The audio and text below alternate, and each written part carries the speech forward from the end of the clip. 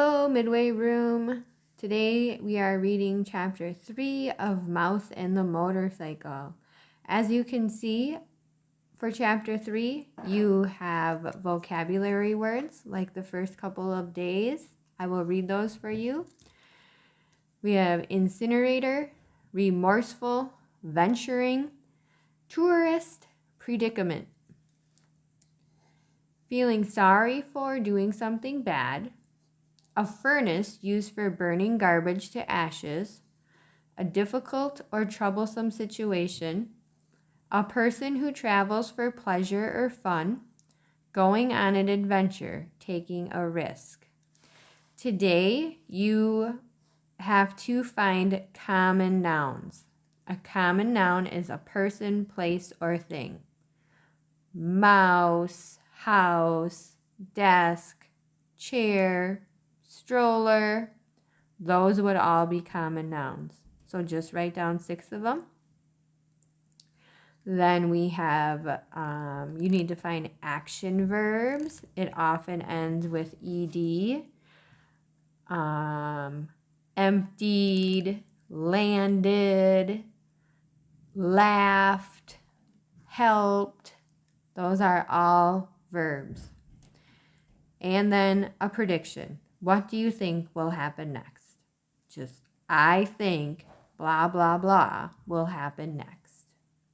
All right, let's start reading. Get out your book. Open to page 28.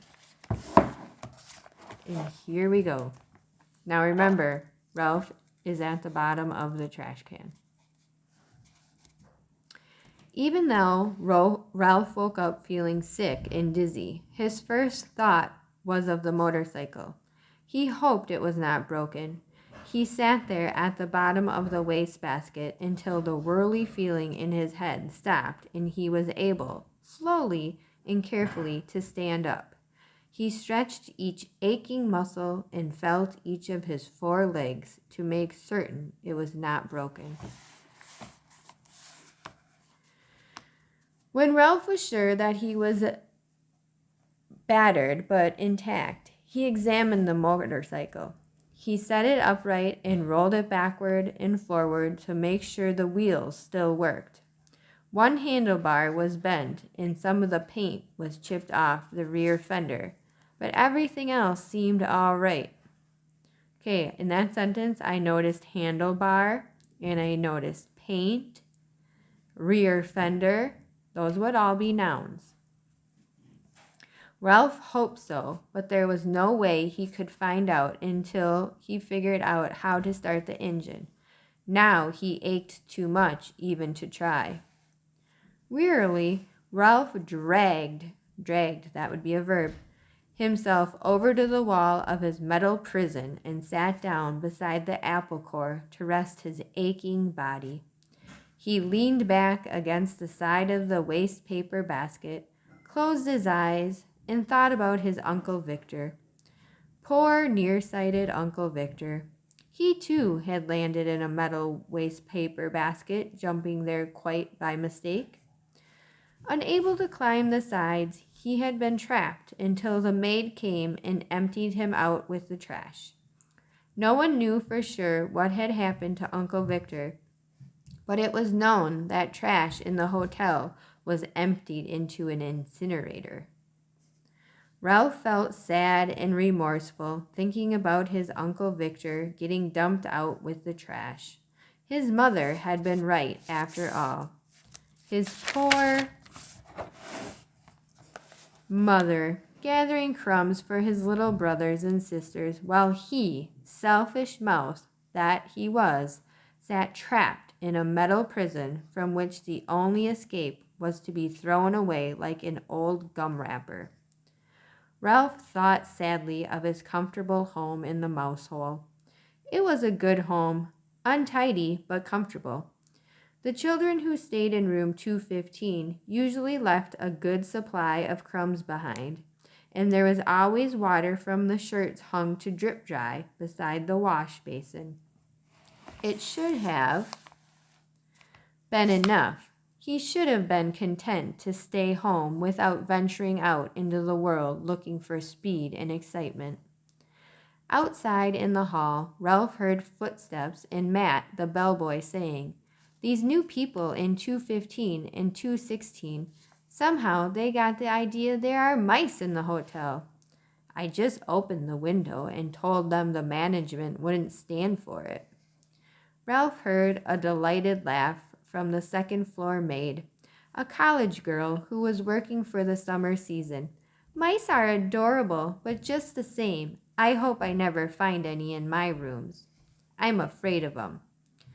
There were two kinds of employees at the Mountain View Inn: the regulars, none of them young, and the summer help, who were college students working during the tourist season.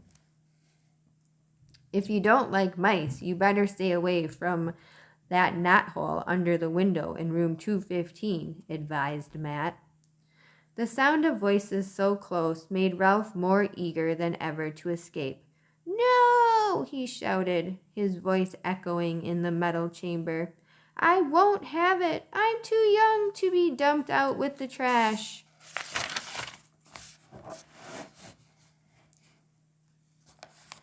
In spite of his aches, he jumped to his feet, ran across the wastebasket floor, and leaped against the wall, only to fall back in a sorry heap. He rose, backed off, and tried again. There he was on the floor of the wastebasket a second time. It was useless, utterly useless. He did not have the strength to tip over the wastebasket. Ralph was not a mouse to give up easily. He considered his problem a moment before he rolled the motorcycle over to the wall of the wastebasket. Then he seized the apple core by the stem and dragged it over to the motorcycle.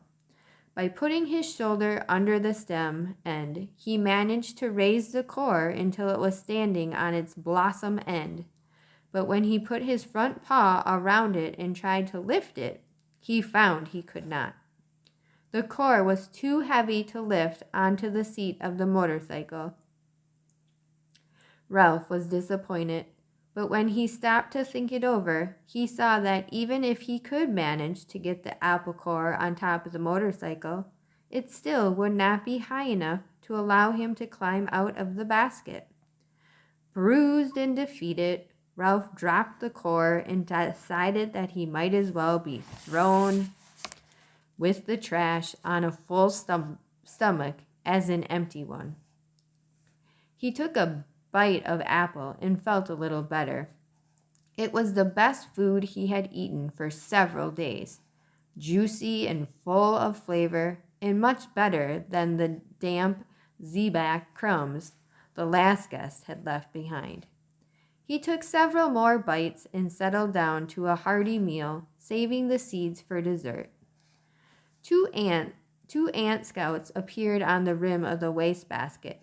"Go away," said Ralph crossly, because he did not like to eat food crawling with ants, and because it embarrassed him to be seen in such a predicament.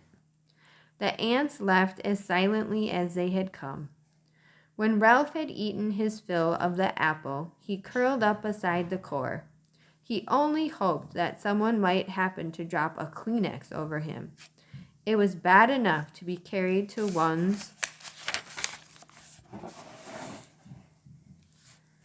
doom in a wastebasket, but to be carried to one's doom by a shrieking maid was unthinkable. Shrieking means a screaming maid.